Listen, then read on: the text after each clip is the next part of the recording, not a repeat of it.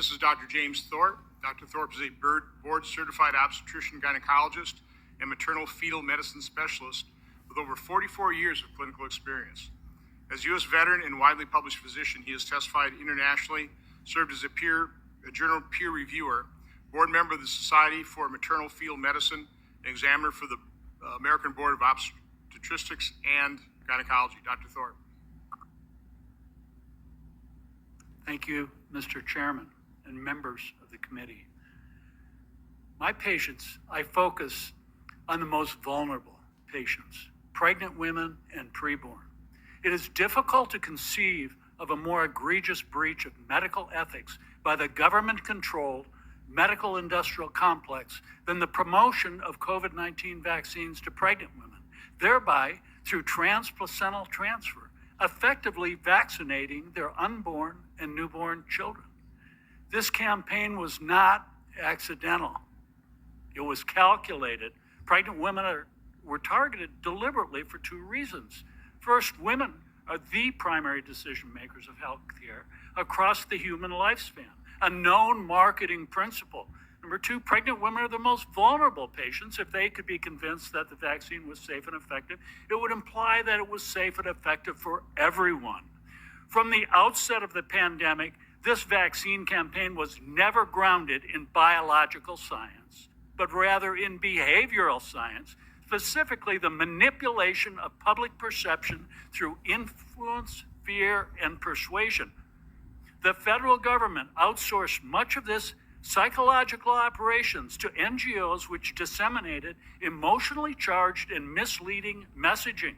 These entities falsely assured pregnant women that the vaccines were proven safe and essential for maternal and fetal newborn health, despite the fact that early evidence indicated quite the opposite. Pregnancy itself was protective against COVID-19 maternal mortality. Dr. Jay Winston, an initiative director at Harvard School of Public Health, described the government's vaccine marketing approach in a 2020 CBS News interview. He explained that the strategy was to, quote, go for the low-hanging fruit, those easiest to pick and harvest, end quote. And the fruit, in quotes, tragically, were pregnant women. Only this deception was institutionalized in the now infamous Shimabukuro study published on April 21st, 2021 in the digital version of the New England Journal of Medicine. 21 authors claimed the miscarriage rate was 12.6%, but the raw data revealed an 82% miscarriage rate in women vaccinated during the first trimester. This figure mirrors the effects of chemical abortion drugs such as RU-486. Also, in the same journal edition, on the same day, an op-ed appeared by CDC Director Rochelle Walensky and journal editor-in-chief Eric Rubin. These publications were riddled with conflicts of interest and deliberate misrepresentations intended to coerce pregnant women into taking vaccines. Subsequent studies have also claimed that COVID-19 vaccines are safe and effective during pregnancy and have been rebuked by respected researchers. These publications are fundamentally compromised by serious conflicts of interest, ranging from biased funding sources and institutional mandates, and even threats to their medical licenses and board certifications.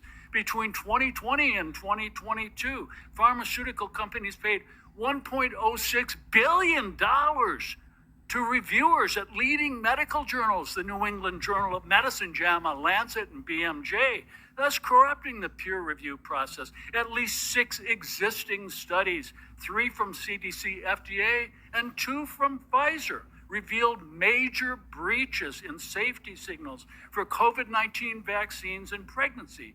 These findings were ignored. Conversely, countless independent researchers with no conflicts of interest published findings that contradicted the false narratives and the pharmaceutical industry narratives, only to be rewarded by persecution, censorship, and threats to their medical licenses and board certifications. This is not hypothetical. It happened to me.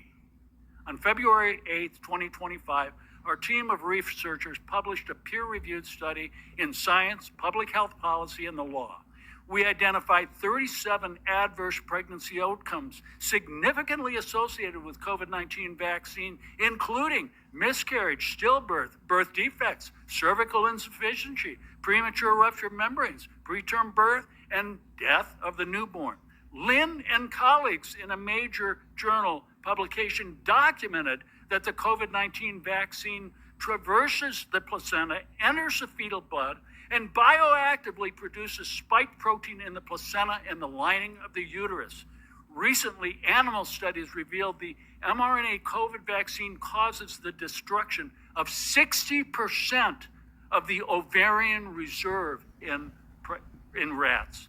This catastrophic public health failure was financed with taxpayer dollars and channeled through federal agencies to medical gatekeepers such as the American College of Obstetricians and Gynecologists, ACOG, the American Board of Obstetrics and Gynecology, ABOG, and the Society for Maternal Fetal Medicine, SMFM.